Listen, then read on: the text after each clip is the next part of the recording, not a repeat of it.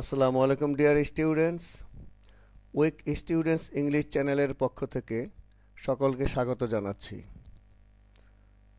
তোমরা এখনও যারা আমার চ্যানেলটি সাবস্ক্রাইব করনি, এখনই সাবস্ক্রাইব করে নাও এবং পরবর্তী ভিডিও পাওয়ার জন্য বেল বাটনে ক্লিক করে নাও।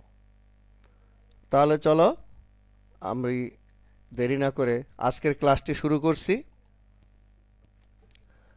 আজকের পর্বে একটি ট্রান্সলেশন নিয়ে আমি আলোচনা করব।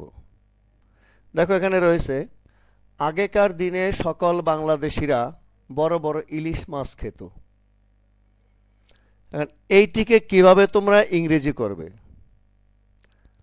দেখো, আমরা যদি কিছু কিছু ভোকাবুলারিকে আমরা আলাদা করে নেই, কোনটির ইংরেজি কি হবে, তাহলে কিন্তু তোমাদের জন্য এটি সহজ হয়ে যায়। যদি দেখো এখানে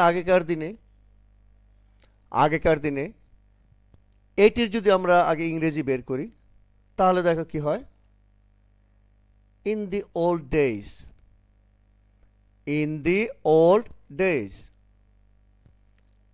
এরপরে যদি নেই সকল বাংলাদেশিরা,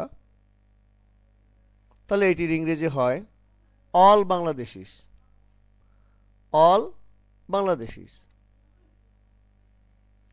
এরপরে যদি আমরা খেত, দেখো খেত এটি কিন্তু আমরা একটি তাদের অভ্যাসগত কর্মের মধ্যে ফেলতে পারি।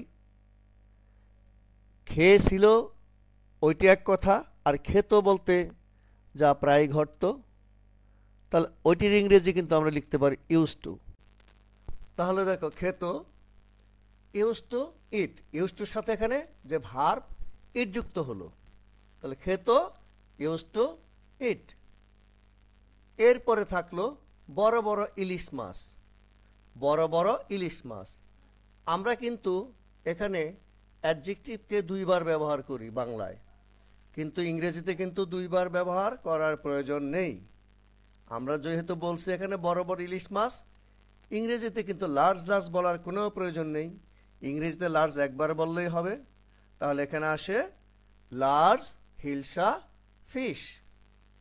Large hilsa fish.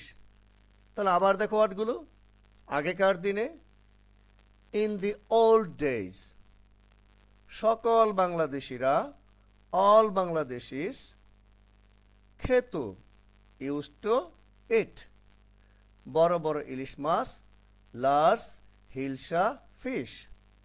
এখন যদি আমরা এইটিকে একত্রিত করি, তাহলে কি দাঁড়ায় দেখো, in the old days all Bangladeshis use to eat large hilsa fish. আমি আবার বলছি, in the old days all Bangladeshis use to eat large hilsa fish. Use টুর সাথে ইট ব্যবহৃত হলো। তাহলে শিক্ষার্থী বন্ধুরা, তোমরা দেখলে কিভাবে বাংলা থেকে সহজে ইংরেজিতে রূপান্তর করা যায়, অর্থাৎ ইংরেজিতে ট্রান্সলেট করা যায়। হ্যাঁ, এর জন্য অবশ্যই তোমাদের ভোকাবুলারির প্রতি একটু নজর দিতে হবে।